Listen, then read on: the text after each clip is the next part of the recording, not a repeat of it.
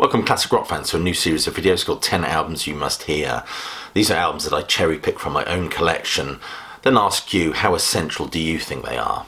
I must admit I sleep soundly knowing that they're up there on my shelf, but you might feel differently. Your opinion and engagement is welcomed here. And talking of engagement, if you're new to my channel, be sure to click like, subscribe and check that bell to get notified of any future uploads. And if you appreciate the work that's done here at Classic Album Review, do check some of the links below this video for ways you can support me and my channel. It's always much appreciated. I'll point out that these albums are not really in any specific order, just 10 albums that I think are definitely worth listening to. Number 10 then is Tom Waits' Rain Dogs from 1985. This album has been described by Wikipedia as a loose concept album about the urban dispossessed. It actually forms a trilogy of albums, but this is my favourite of the three. Its musical range is sprawling like this wonderful cross-pollination of influences, incorporating everything from cabaret numbers, country song, gospel, even sea shanties. The Guardian review of this album described it as veering dangerously close to the jagged rocks of cultural degeneracy. I personally think that's the appeal of this one. We're introduced to a whole carnivalesque sideshow of oddities with this one, from the girl with the tattooed tear, the blind fireman, one-armed dwarves, and the Puerto Rican mistress with a wooden leg. It's a real ragbag cast of oddities and barflies. These characters enable these strange narratives to be spun essentially about life on the fringes. So thematically you could say this album is essentially about displacement, which is reflected in what Robert Dimery calls the dementia of the lyrics. And this forms a perfect platform for this rather eclectic and disjointed music, from the parping horns, beer hall piano and pump organ. It's certainly a strange listen. Number 9 is XTC Skylarking from 1986. Now, I've already spoken at length about this album on my Patreon. There's a full-length album review there. But this is an examination of life wrapped around the conceit of a day passing. It's absolutely intriguing. It does at times feel like a musical homage to the Beatles, the Kinks and the Beach Boys. And we get Todd Rundgren at the helm, which means we get some very exquisite arrangements on this album. The author Henry James said summer afternoon are the two most beautiful words in the English language, and what a wonderful context in which to frame an existential dialogue on the very meaning of existence and the very fabric of life.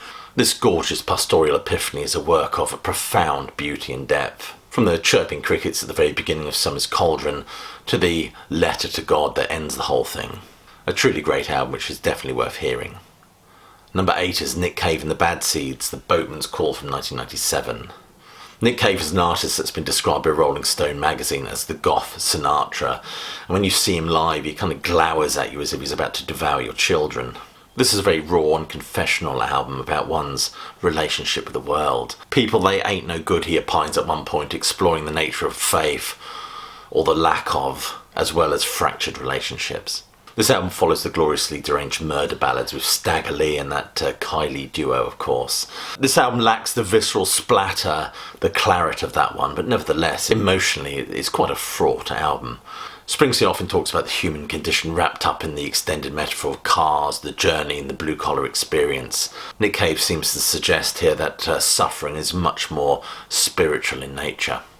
This album is stripped down and delivered with all the solemnity of a priest atoning a mass.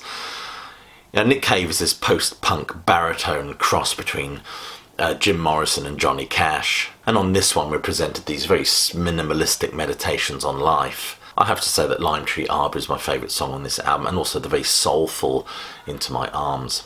So my next choice of albums is going to have a few of you rolling your eyes, no doubt, and that is an album from 1972 called Slade, by Slade, of course. This album is a stomping album defined by that heavy reverb and pheromone-infused yop of Noddy Holder, not to mention those lamb chops that my father used to sport and that infamous pudding bowl haircut of Dave Hill. But I've always enjoyed listening to this album way back when we only had a crackly vinyl of it. It makes you want to dust off your platform boots and braces. I mean, this is rock and roll at its most yobbish. You can put aside all that art school stuff that Roxy were doing, all that musical montage. This feels very earthy and tangible to me. If T-Rex were defined by their mascaraed frontman and their sense of boogie, this one is very much defined by that tubercular rasp of Noddy Holder and a sense of stomp. This band feel very British to me with their self-effacing humour, and we're churning out songs and albums before spell check.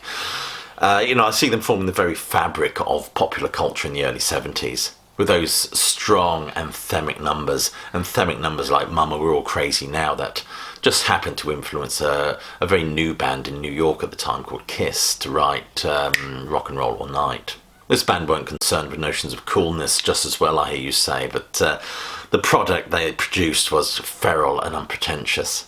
40 minutes of shouty, stomp-along anthems. Number 6 is The Clash, London Calling from 1979. This record, with its blend of musical styles, is often dismissed as just a punk album, usually by those who've never actually heard it. It's such an eclectic mix of sounds that have been shaped and informed the band's personnel over the years. And the opening track is shudderingly good. It feels like a news report, and a pretty bleak one at that. Joe Strummer sings with a real sense of urgency. You get that Zimmerman's throbbing bass and that pounding drums. All adds to the menace of this one. This album has been described by Wikipedia as one that bridges punk and the post-punk landscape. And this cover really represents the feral energy of rock and roll as Zimmerman drives his bass into the stage. It represents rage and displacement in a singular moment. There were 2 people responsible for this cover. The photo was taken by Penny Smith, but the cover was actually designed by graphic designer Rob Lowry, who paid homage to that very first Elvis album from 1956, I believe. Another album that was considered pretty dangerous at the time. Number 5 is Traffic's John Barleycorn Must Die from 1970. Steve Winwood is that teenage soul-singing prodigy from the Spencer Davis group who happened to produce with Traffic that wonderful psychedelic classic Mr. Fantasy, before forming part of the supergroup that was Blind Faith. This one sees him reconvening Traffic after the breakup of the aforementioned Blind Faith, but without Dave Mason. This album was supposed to be a Steve Winwood solo album called Mad Shadows, but eventually it morphed into a Traffic album, with his title track effectively an adaptation of a traditional folk number about the evils of liquor. It's a wonderful album full of spacey arrangements which really allows some breathing space for Winwood and his cohorts to express themselves creatively. Who knows, maybe this is one of those albums that really set that trend for classic rock bands getting it together in the country. Standout tracks on this album for me are Every Mother's Son and Empty Pages, which sees Winwood assume Hammond duties. This album contains a specific energy which I find quite invigorating. It's definitely a must-hear. Number 4 is Van Morrison Moondance from 1970. Van Morrison's Astral Week certainly had people taking notice, and many still consider it to be his best album, but this one sees him kind of moving away from those abstract folk jazz compositions to embrace a less esoteric, less stream of consciousness style of writing. And the title track is indelibly linked forever in my mind with that wonderful shower scene with Jenny Agutter. Van Morrison at the time of writing the sound was living in Woodstock, New York, and I wonder if that whole Woodstock vibe affected his writing style, giving it a more bucolic quality. A sound that was really shaping America's exit from the vagaries of psychedelia. Sound that very much defines Morrison as a fine songwriter and charismatic jazz mumbler.